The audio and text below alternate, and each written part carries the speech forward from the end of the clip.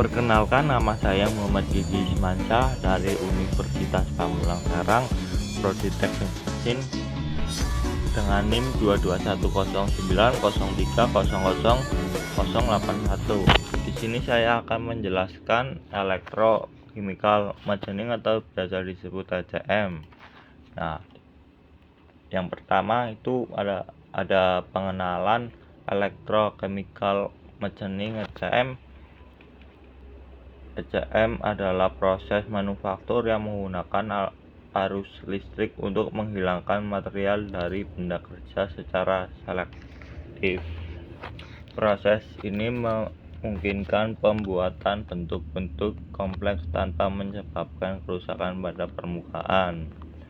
Yang kedua, ada sebuah metode untuk mengolah untuk bentuk logam melalui proses elektrokimia atau biasa disebut proses elektrolisis dan proses volta.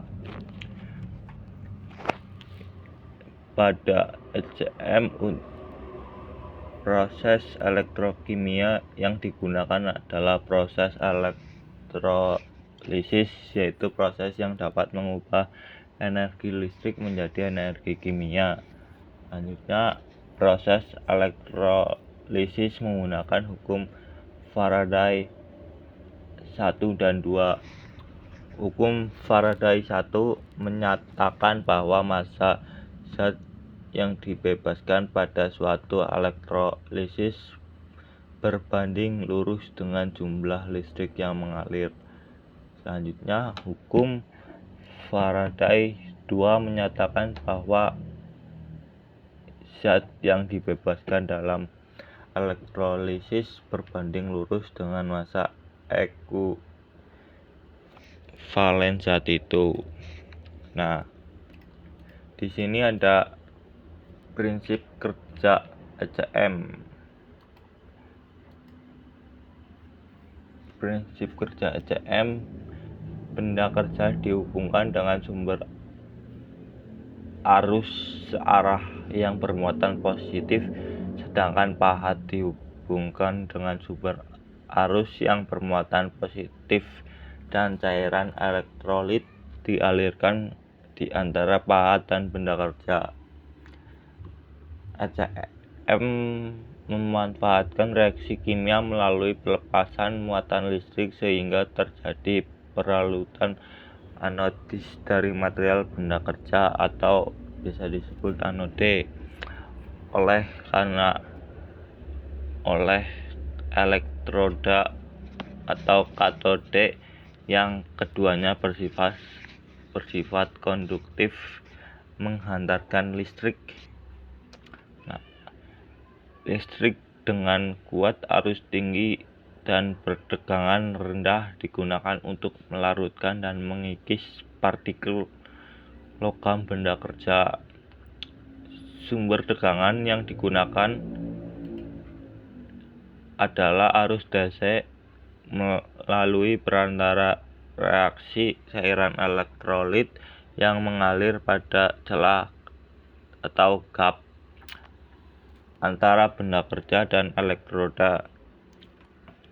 ECM biasa digunakan untuk pemesinan material yang mempunyai tingkat kekerasan sangat tinggi serta sulit dikerjakan dengan metode konvensional. Nah, di sini ada contoh gambarnya ya, cara kerja. Nah, selanjutnya ada lagi prinsip kerja ECM.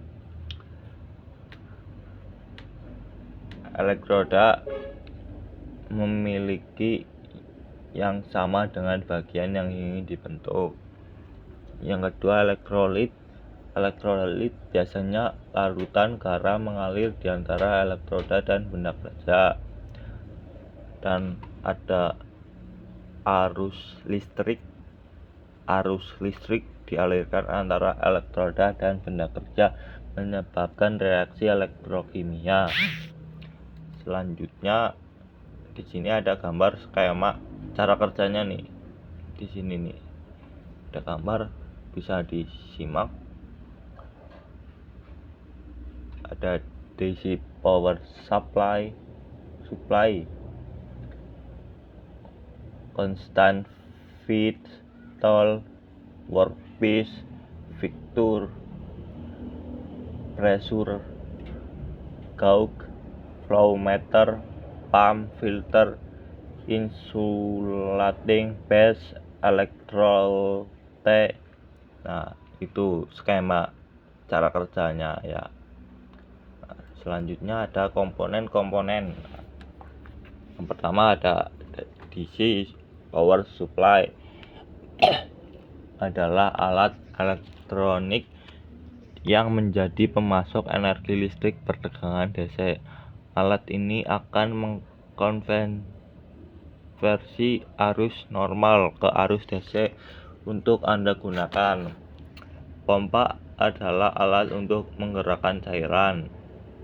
Pompa menggerakkan cairan dari tempat pertekanan rendah ke tempat dengan tekanan yang lebih tinggi. Untuk mengatasi perbedaan tekanan ini maka diperlukan tenaga atau energi.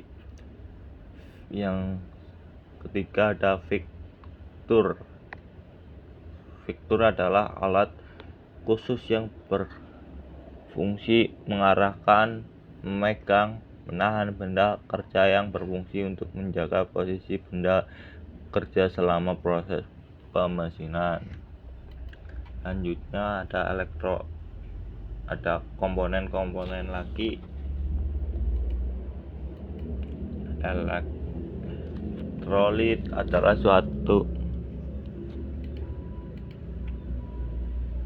suatu zat yang larut atau terurai ke dalam bentuk ion dan selanjutnya larutan menjadi konduktor elektrik. Ion-ion merupakan atom-atom bermuatan elektrik. Elektrik bisa berupa air, asam, basa, atau berupa senyawa kimia lainnya. Merupakan instrumen guna mengukur aliran dari suatu fluida. Flow meter, air liquid atau liquid flow meter, slug atau slug flow meter, maupun gas flow meter gas baik bertemperatur rendah hingga temperatur tinggi. Selanjutnya ada pressure gauge adalah alat yang digunakan untuk mengukur tekanan fluida gas atau liquid dalam tabung tertutup. Ada filter adalah alat untuk menyaring elektrolit tersebut. Workpiece adalah tempat untuk benda kerja yang akan dikerjakan. Tool adalah alat kerja. Selanjutnya di sini ada gambar-gambar komponen ya, yang ada flow meter, pressure gauge, heat exchange, filter, pump, tank, fluid remover, workpiece, fixture, overcut, insulation, constant feed, housing, fans, circuit, power supply 2-30 volt DC. Nah, selanjutnya ini ada kelebihan ECM. Yang pertama, mampu melakukan pemesinan pada benda kerja dengan kekerasan material yang tinggi karena proses tidak dipengaruhi oleh kekerasan bahan benda kerja. Yang kedua, aman untuk pemesinan pada benda kerja jenis fragile parts dan print materials. Yang ketiga, benda kerja non-risk dapat diproses dengan mudah. Yang keempat, tidak ada cutting force karena elektroda dan benda kerja tidak bersentuhan.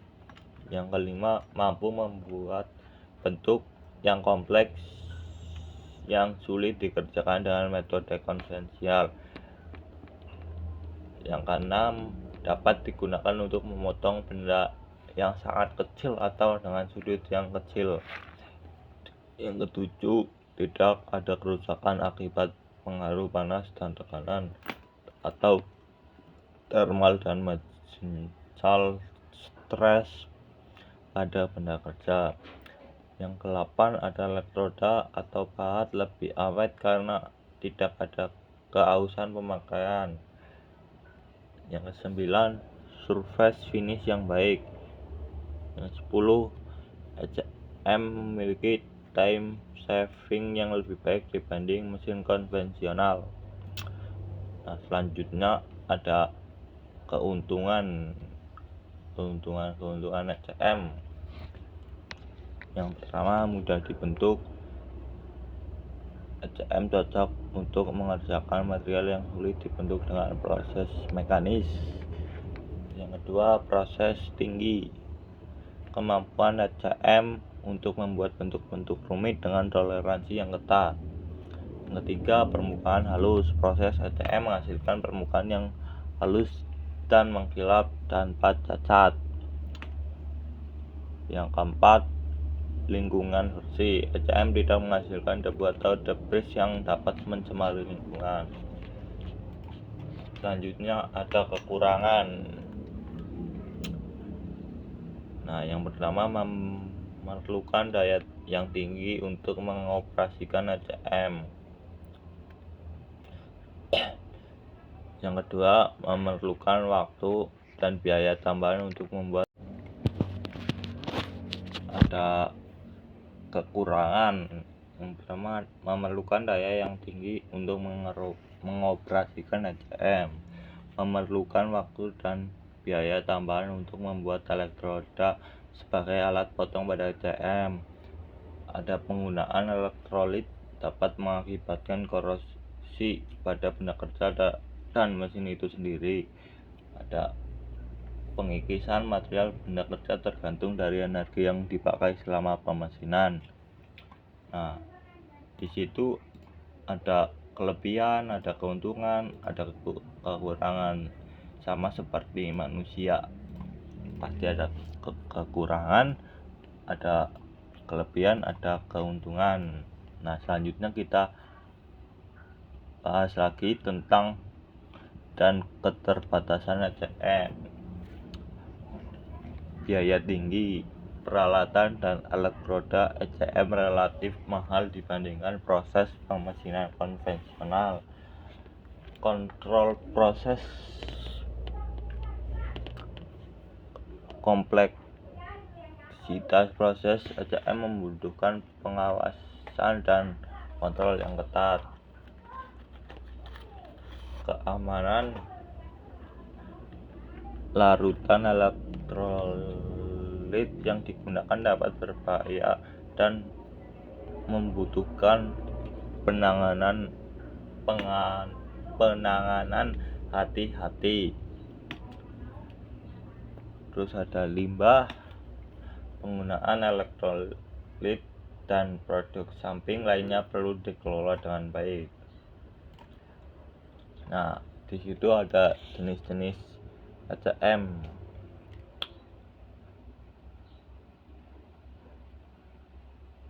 Bisa dicermati jenis-jenisnya. Mungkin yang tidak kelihatan bisa cari di sebelah mungkin ya.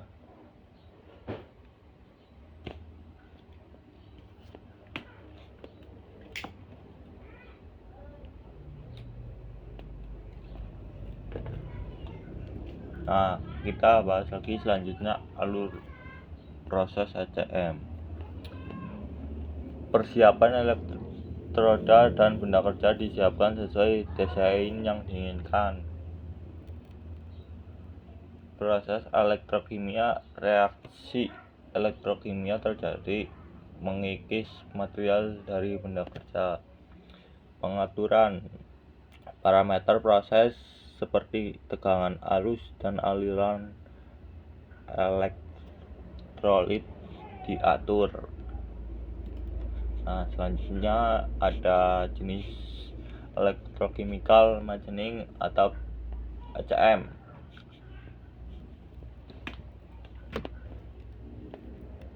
Yang ke-1 ada mikro ECM. Electrochemical machining atau ECM biasanya dikategorikan sebagai proses pemesinan dengan akurasi yang rendah. Hal ini dikarenakan jarak antar elektroda atau gap pemesinannya yang lebih lebar dibandingkan dengan mesin konvensional lainnya. Yang kedua ada electrochemical drilling atau ECDR. Diameter yang dihasilkan pada electrochemical drilling atau ECDR berkisar antara 1 sampai 2 mm dengan laju pemakaian 1 sampai mm per menit. Tol elektroda yang digunakan pada ECDR adalah elektroda jenis tubular atau pipa. Cairan elektrolit kemudian dipompakan melalui tengah tol dan keluar melalui celah atau gap antara tol dan benda kerja. Nah, selanjutnya yang ketiga, Spade Taps Electrolytic Machining atau STEM.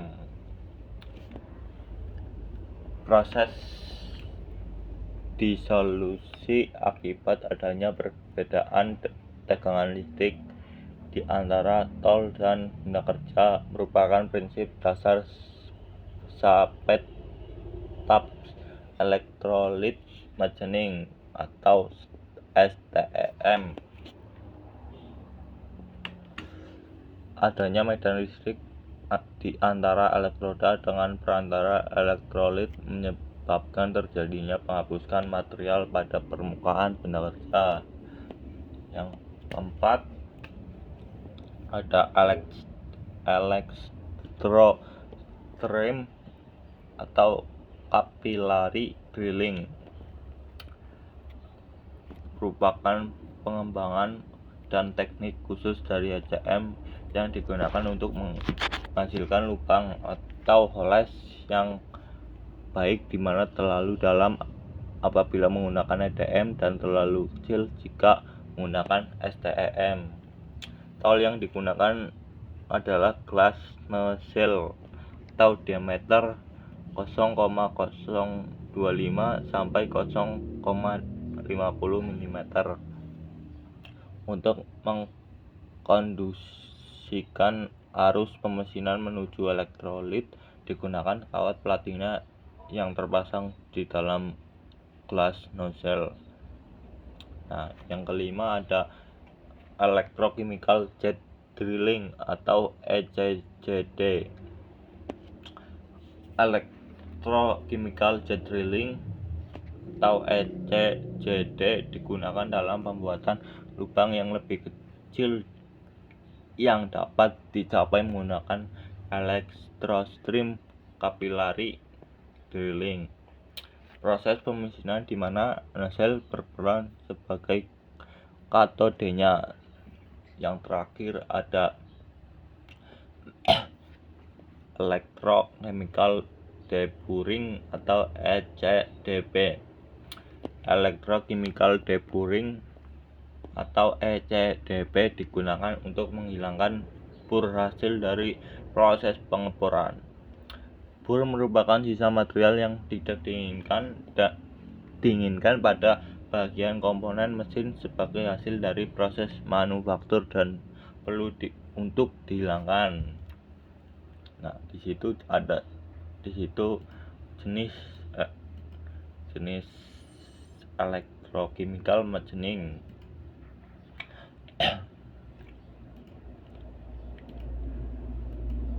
Nah, selanjutnya ada aplikasi ECM.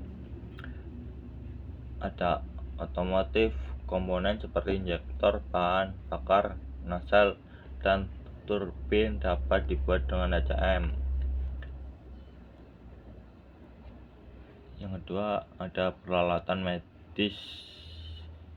HCM menghasilkan alat dan instrumen medis dengan desain canggih. Nah, selanjutnya ada peralatan dan perlengkapan HCM. Ada elektroda berbahan konduktif dibentuk sesuai geometri yang diinginkan.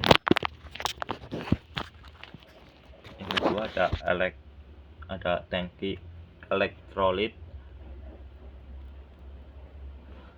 berisi larutan elektrolit yang mengalir di antara elektroda dan benda kerja.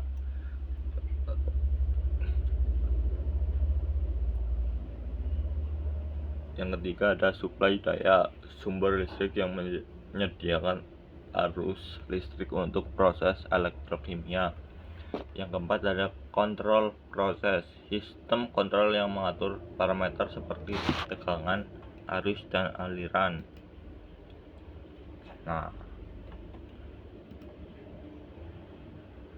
yang terakhir di sini ada tren dan perkembangan masa depan HCM.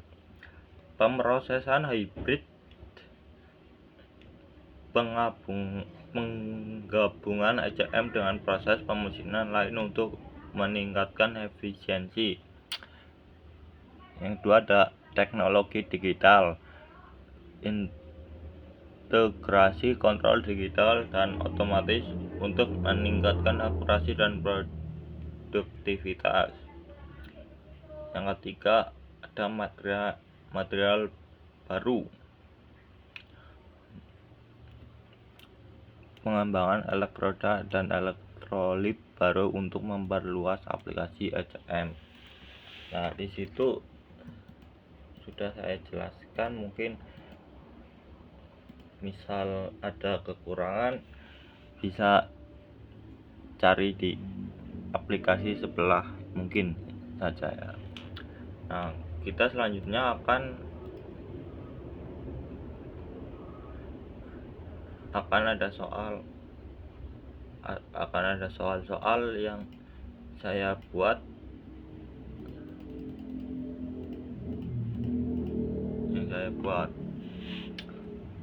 Nah, di sini apa keunggulan HCM dibandingkan dengan metode pemesinan konvensional? Nah, yang pertama, HCM memiliki beberapa keunggulan dibandingkan dengan metode pemesinan konvensional. Beberapa keunggulan tersebut meliputi kemampuan untuk menghasilkan permukaan yang halus dan akurat. Yang kedua, tidak ada tegangan mekanik atau thermal yang transfer ke benda kerja. Yang ketiga, dapat digunakan untuk material yang sulit diolah dengan metode konvensional. Yang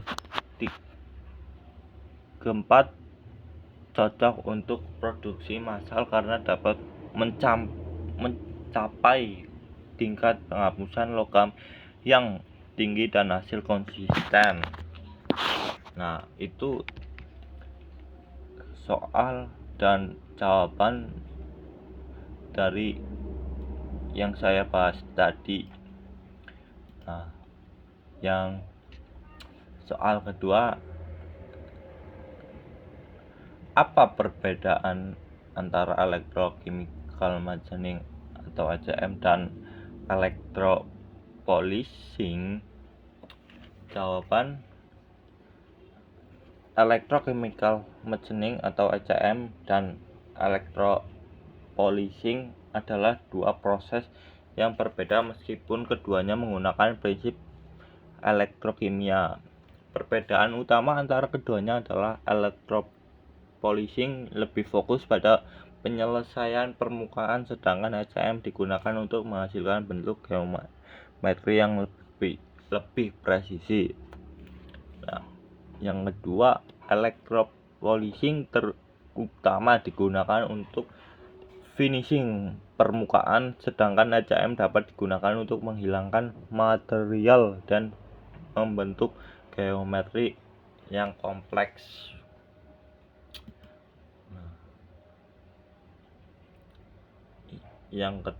Soal ketiga ada sebutkan komponen utama dari mesin ECM dan fungsinya masing-masing.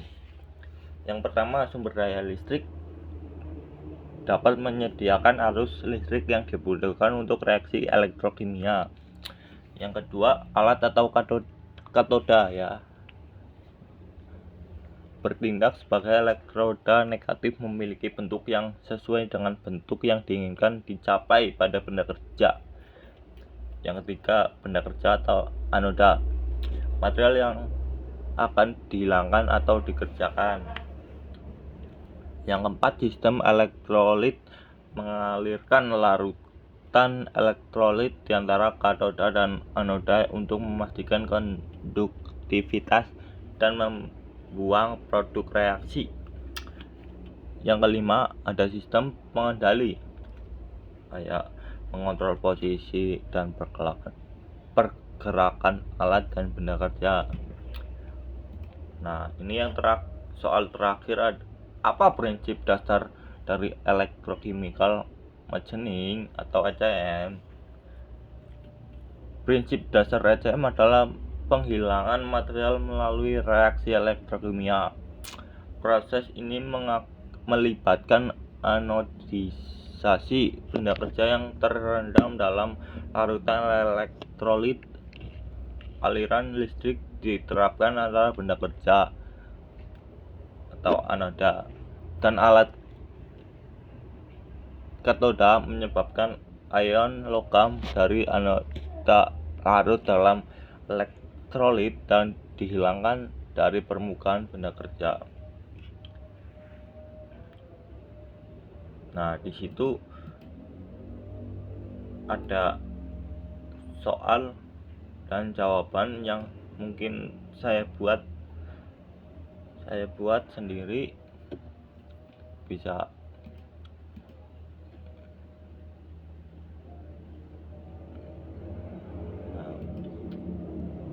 yang terakhir ada referensi ini ya. Saya mengambil referensi dari Pak Joni Arif ST MT selaku dosen pembimbing teknik mesin Universitas Pamulang.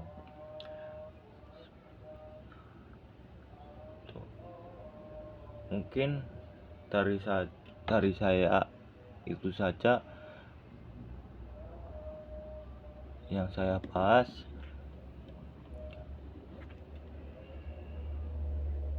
Dan sekian, terima kasih. Assalamualaikum warahmatullahi wabarakatuh.